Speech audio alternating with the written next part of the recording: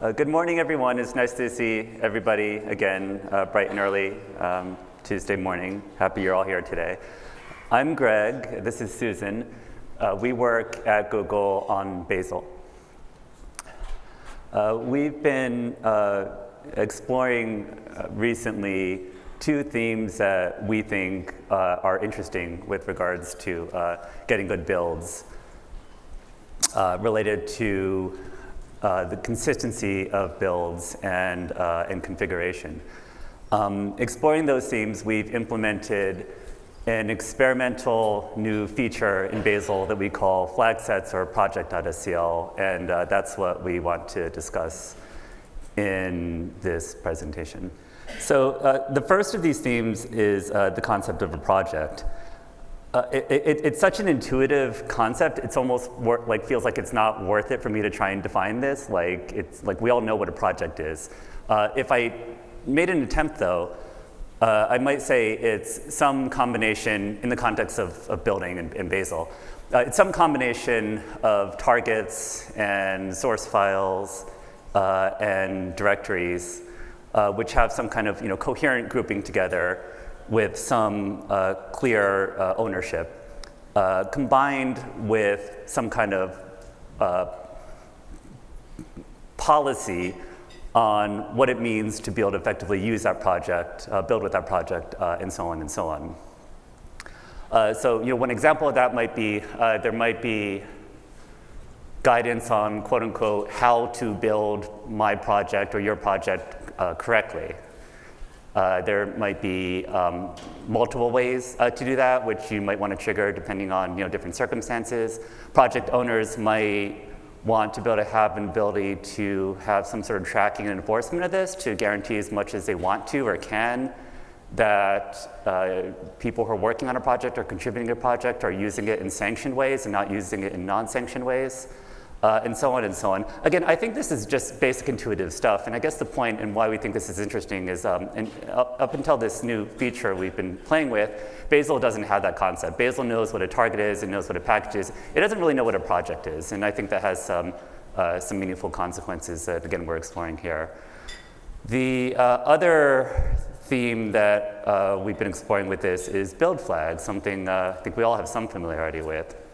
One of the great promises of Bazel is that it's this very powerful build system. It has all these wonderful guarantees about consistent builds, fast, efficient, reproducible, resource efficient, secure, so on and so on and so on. And that all works to the extent that Bazel has a really good understanding of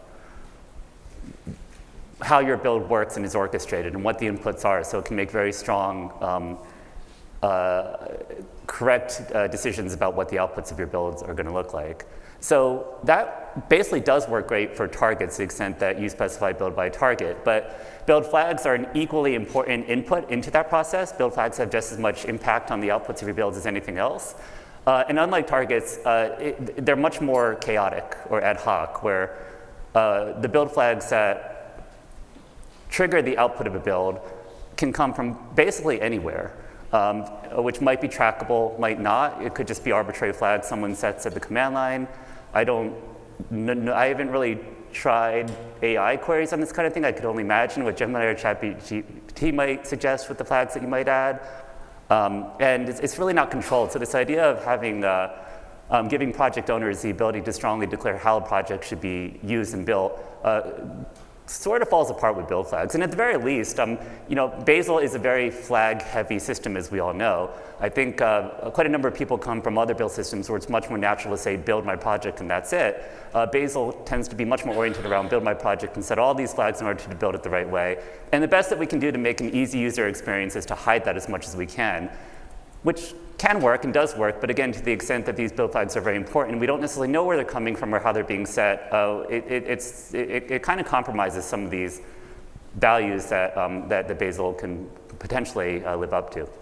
So when we talk about flag sets, which is the title of this talk, we're talking about this combination of mixing projects and flags implemented in what we call PROJECT.scl, which is the container for that.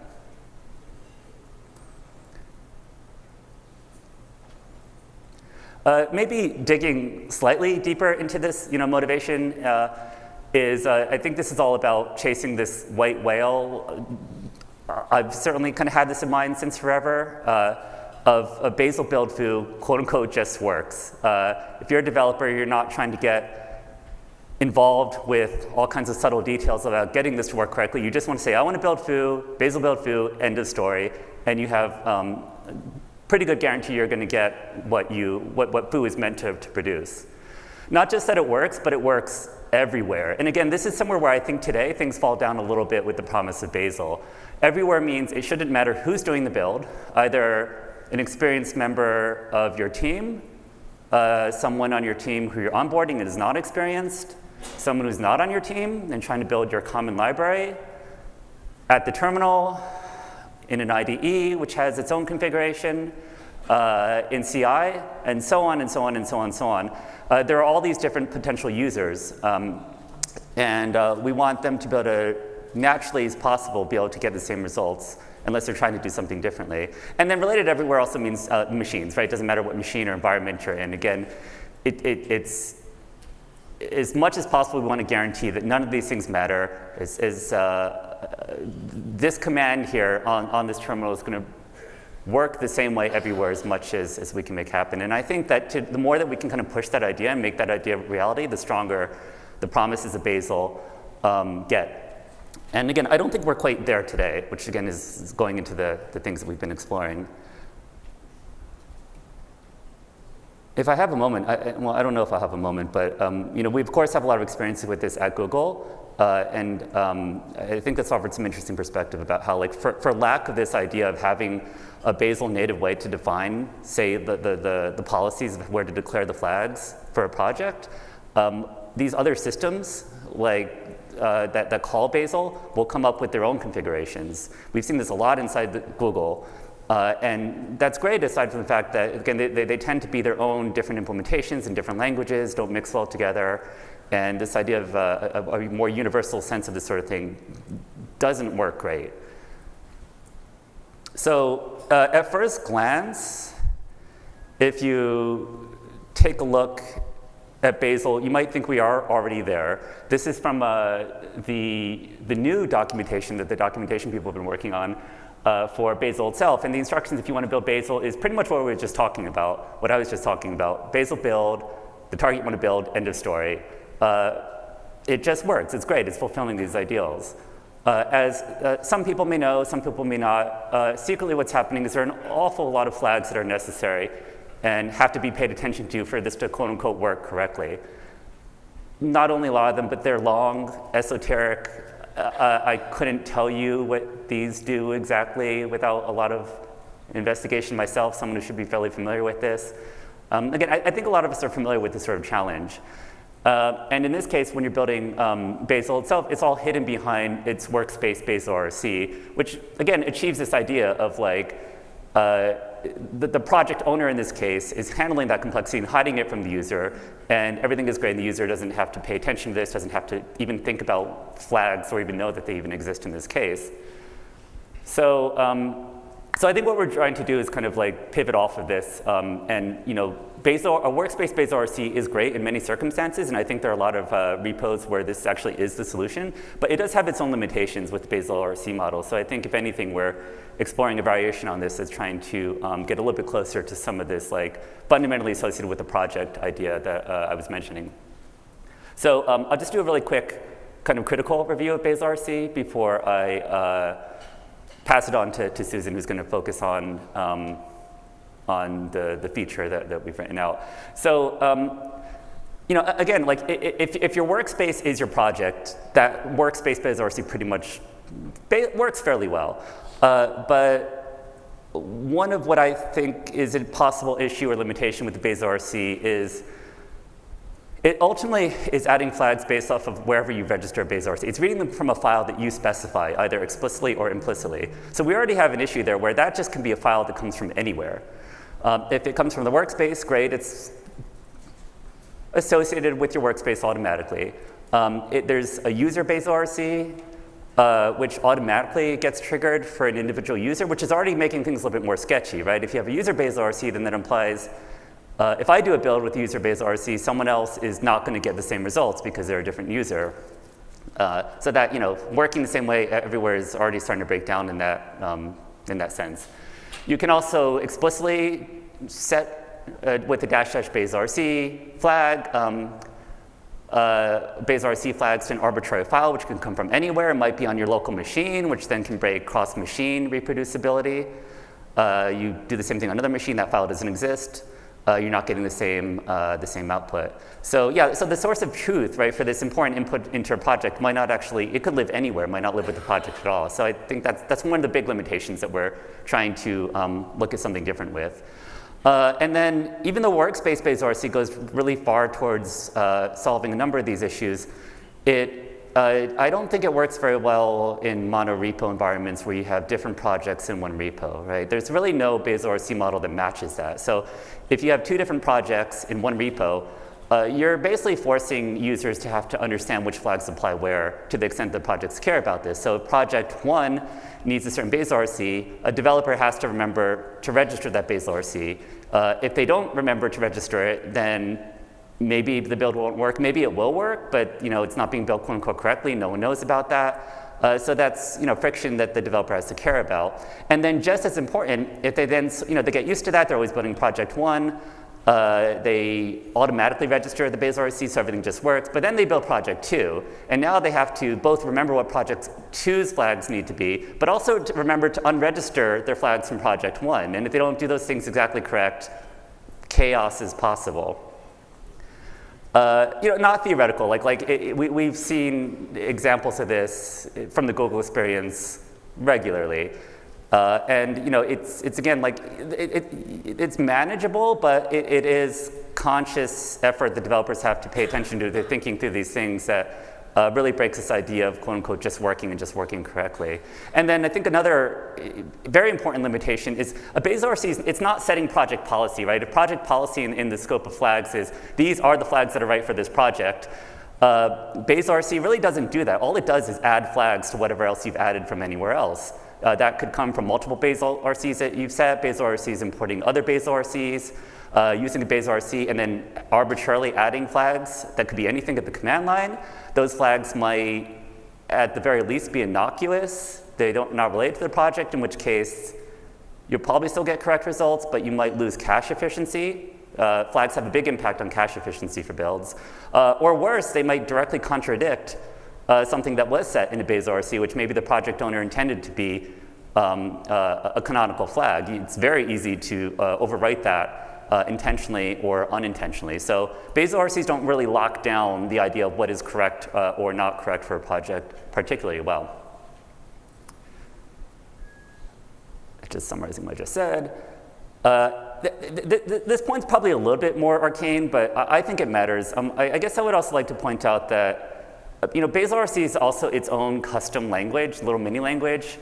We're all familiar with Starlark. Starlark's wonderful, and Starlark, in pretty much every way, is our commitment for any kind of language the language people want to use for doing any kind of modeling or extensions of basic Bazel functionality for their projects. And Bazel pretty much supports Starlark mostly everywhere, except for bazelrc, which is not Starlark, it's its own language. No specification, right? Like what is going on in it. It's not the most complicated language, but it's not trivial. There's some subtlety to it. So if you want to know what's going on with a build which is using bazelrcs, really the only reliable way to do that is to run Bazel and then look out the other side what happens through maybe examining a BEP output or something like that. So it's fairly opaque, and it's also just another language you have to know and to understand the subtleties of.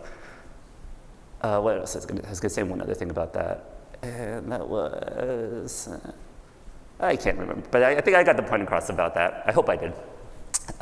So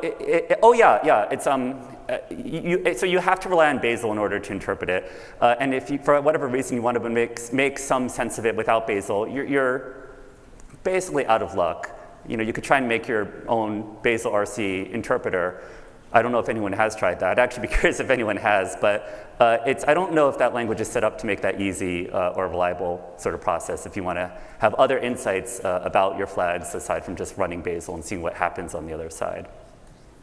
So what we're kind of looking for and what led into the PROJECT.scl stuff is a source of configuration which I guess I would say is more canonical. It can properly encapsulate all the project information you might care about and do it more clearly. Applies more automatically and consistently. Stronger guarantees that, well, again, in the context of flags, that you build foo, and it's going to be guaranteed that foo, the flags that are appropriate for foo will trigger no matter what, period, no conditions, doesn't matter who you are, where you're doing it. Make that happen more reliably. And something a little bit closer to saying this is the right way in order to build this project. And if you're not building this project the right way, give project owners a little bit more ability to react to that, discourage developers from building the wrong way, or even stop them from building the wrong way. So introduce this idea that you can have this sense of this is a sanctioned way of building this project, and then know more strongly whether or not projects are being built in sanctioned or unsanctioned ways, which I think is a very powerful idea. And if we can really, if we can strengthen that, I think that also really speaks more to the value proposition of Bazel. And then something a little bit more open, and something which ideally, if you wanted to read that configuration, you're not Bazel, you can do that, which could open up some interesting ideas of a more common space for configuration. Maybe if I'm dreaming here, like YAML configuration files could be folded into this kind of idea, and it could be used by Bazel, but it could also be used by your CI, your IDEs, or other systems that might want to read codified project configuration. With all that context, which I hope makes some basic sense, I'm going to pass it over to Susan, who's going to go into more details of what this feature looks like. Great. All right, so what does this thing look like? You can create a project file. It is an SCL language, which I'll talk about shortly. And this is the basic syntax. So it has a load statement at the top. This is essentially boilerplate. It will parse the fields into structs and make sure that it's structured correctly. And this file is selected by traversing up the file tree and picking the first one that you see above the target you're trying to build. So you can have multiple ones of these going up, pertaining to different parts of your project. There's nothing special about it being in the repository root. It can be anywhere. I'll just pick the first one. And a config has a name, it has some flags, and those flags will be applied automatically if it's the default. Incidentally, there's also support for aliasing, so if you have some part of your code living in one place and some part living in another place, and they should have the same set of configs available to them, you can alias one PROJECT.scl file to another. You can also set an enforcement policy on this thing. So at default, it'll warn if a user sets flags that aren't part of the config. So that is any other flag that isn't compilation mode equals opt in this example. And this enforcement policy allows the project owner to describe what Bazel should do if people set these flags, and it kind of acts as a project policy. And you might want to warn if maybe it doesn't really matter if these people set flags. Maybe you just want to know if builds are or aren't being built canonically. You can set it to strict if you want to fail the build if any other flags are set. That can be good if you want to insist that the build is fully cached.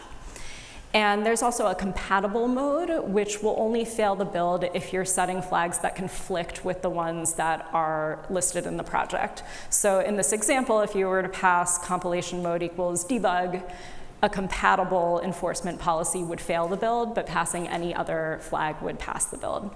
So that you might want to use that if you care about the project being built correctly, but maybe you don't want to insist on perfect caching. You want to allow people to pass flags more flexibly. PROJECT.scl also supports multiple configs. So we have these two buildable units here. One is the release config, the other one's the dev config. And notably, if you don't specify that it's the default, it won't try to apply those flags automatically. And you can toggle between these two configs or many configs by passing the --scl config flag. You can also specify which target patterns each config pertains to. So if you pass the target patterns, it'll first try to apply the project file, and then it'll check to see if the target you're building is one of the targets that's allowed by this config. And this can be useful if you have different parts of your project that need different flags. Maybe you have a Mac version of your code and Linux version, or maybe you have different flags that you need for tests. Greg alluded to this before, but there are some strengths of the StarLark configuration language that I wanted to draw your attention to. First of all, it is StarLark. It's a subset of StarLark. And that is very good because it can interface with build files, and Bazel can read it pretty easily, but it's also not terribly complex. Ideally, it's tool readable. Here, there's a Go interpreter for it. And there are a lot of possibilities there for really making this the single source of truth instead of continuing to fork different ways of describing configs for different ways of building. There are, though, some limitations with PROJECT.scl, aka Flagsets. They can only set output affecting flags. So output affecting flags are usually flags that have to do with how things are compiled. And that's in contrast to flags that tell Bazel how to run itself. And the reason for this limitation is that Bazel does need some information from some of the flags in order to start itself up and run properly, but it's not necessary. Not every single flag that is not output affecting is really needed at that time in the build. So there's some possibility to loosen this restriction and allow more flags, but we don't allow them now. There's also some surprising behavior if you try to build multiple targets with different configurations. So now, as before, you can't build multiple targets with different configurations. Bazel requires that every target in the same invocation have the same set of flags applied to it. And PROJECT.scl can kind of expose a reality where you're trying to do that because it will automatically apply the flags that are associated with the target, and maybe those are different. So if you have two targets and they apply to they have the same config applied to them, it's totally fine. But if you imagine a world where you have one PROJECT.scl at your top level and another one in your test directory, or maybe you have two different configs with different target patterns and it's trying to apply two different sets of flags, Bazel will fail on you.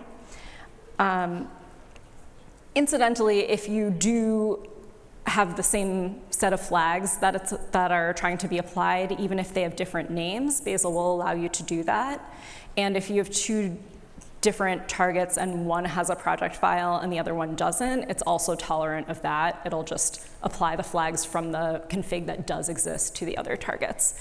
So hopefully that'll help with migration if you have some parts of your code base adopting PROJECT.scl. It'll allow, you don't need to migrate everyone in order to get good behavior at the same time. So in the coming some amount of time, we hope to loosen some of these. We hope to solve some of these issues. We're hoping to expand the flags that can be set in PROJECT.scl. At least improve the error messaging if you have conflicting flag sets, but maybe also improve the behavior there. And we're also exploring the possibility of allowing dependencies and not just top-level targets to express the configs that they should be built with. So right now, if you have a PROJECT.scl, it'll apply from the top level and propagate downward. But we're wondering if there's a possibility for dependencies to also express their configs and to have those configs be honored. That's still in the brainstorming stage. That's about all for now. I want to acknowledge that there are a lot of other solutions in this space and a lot that I probably don't know about. I'm very curious to hear what else is out there, and we're really relying on you to help guide this project into something that's maximally useful for you all. You can try it out now in Bazel 9. There's a link there, which should also be in the slides that you have available. And yeah, thanks for thinking about this. I love that the formatting added just one letter over on the next line, the letter S. It was almost small enough to fit, except for that one S. But yeah, as you were just saying, Susan, we checked in some examples that kind of, you can play around with this yourself and see if it looks interesting or not to you. There's so many questions. Okay, thanks for the talk. One question about how is this supposed to be used if you have multiple projects? Should this then be used for completely independent projects, or what happens if you have project A depending on project B and you have output affecting flags? So then if project A, for instance, sets coverage instrumenting flags and project B doesn't, which is a dependency, now what flags do they get? I think that is something we haven't tried to address in the current incarnation of it. If I'm hearing you correctly, these sort of concepts can apply both to what you're directly building and what it might depend on. I think there are all kinds of ways you can imagine defining and trying to enforce these sort of policies on projects which are dependencies of other projects. We haven't yet tried to really tackle that just because we're starting from somewhere. So if anything, I guess that would be a great example of a subject which we'd love to hear more of your thoughts on what makes sense or what could be interesting there. Okay, but so for now, it's ideally use it for a completely independent project that don't depend. Yeah, it'll trigger for directly what you're building, but like if you have a project.scl for a project that you're not directly building is a dependency of another project, it's not currently kicking in for that. Okay. I'd say it still can be useful if building that project in the dependent project in isolation needs certain flags to build correctly. That's the circumstance. Okay, but with the current implementation, will the depending project get their own SCL flags, or what the direct project? Okay. Yeah, we're very interested in that because we think there's a lot of interesting opportunity to have like common libraries, not just forking for no reason because people added who knows what flag for some other project that depends on them. So we're very interested in that area, but yeah, we haven't tried to do anything with that yet. Hi there, start with super cool. This might really alleviate some problems with overly complex bazelrc files and having to combine a bunch of configurations. I was wondering a little bit about how you do deal with things like target expansion.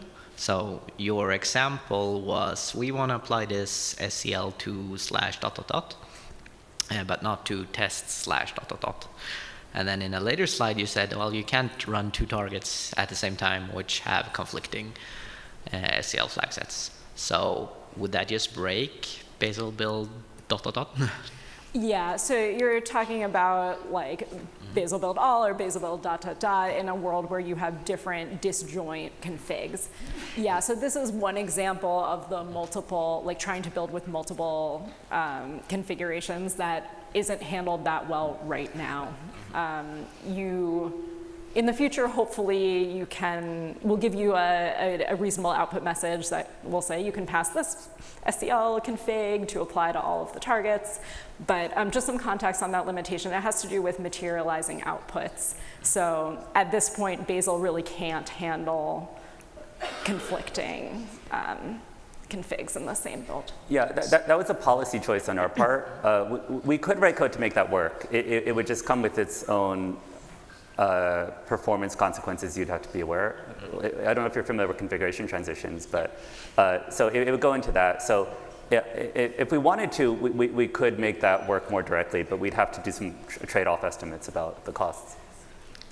Would it be fair to say that what you do with these project definitions is that you're basically setting the initial configuration?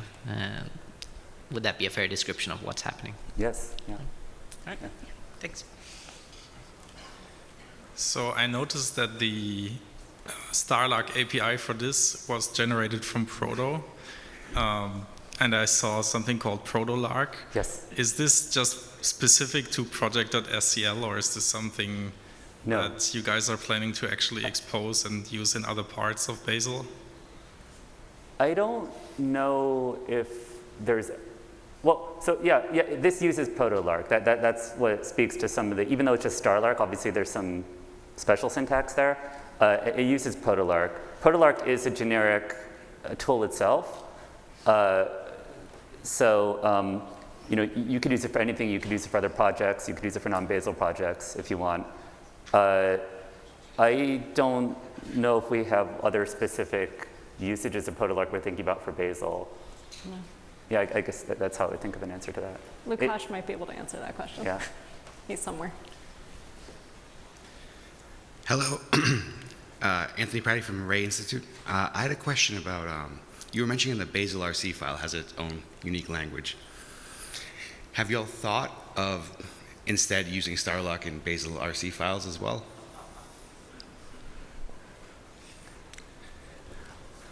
So what I would say is,